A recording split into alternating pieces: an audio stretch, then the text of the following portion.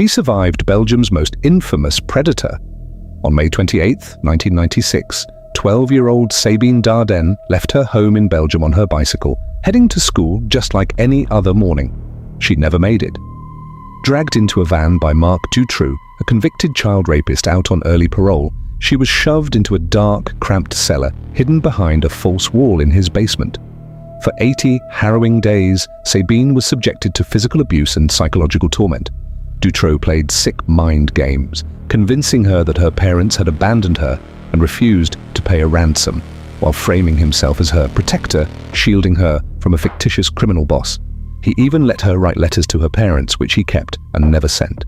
Sabine's life was saved only because Dutroux made a critical error 3 months later. In August 1996, he kidnapped 14-year-old Laetitia Delhez. An alert bystander spotted his suspicious van and jotted down the license plate. When police raided Dutroux's property on August 15th, they finally found the hidden trapdoor and pulled both girls out alive.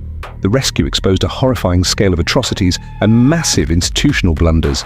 4 other young girls abducted by Dutroux, Julie, Melissa, Anne, and Ify, were not as fortunate. 2 starved in his cellar during a period he was briefly jailed for car theft, and 2 were buried alive. Public rage over how police repeatedly overlooked red flags triggered the White March, where over 350,000 citizens flooded the streets of Brussels demanding systemic reform. Sabine's story remains an unbelievable display of human resilience. Years later, during the trial, she sat in front of a packed courtroom, looked her captor dead in the eye, and fiercely confronted him.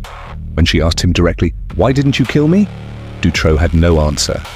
She went on to publish her memoir, I Choose to Live, cementing her status not as a perpetual victim, but as a survivor who reclaimed her story.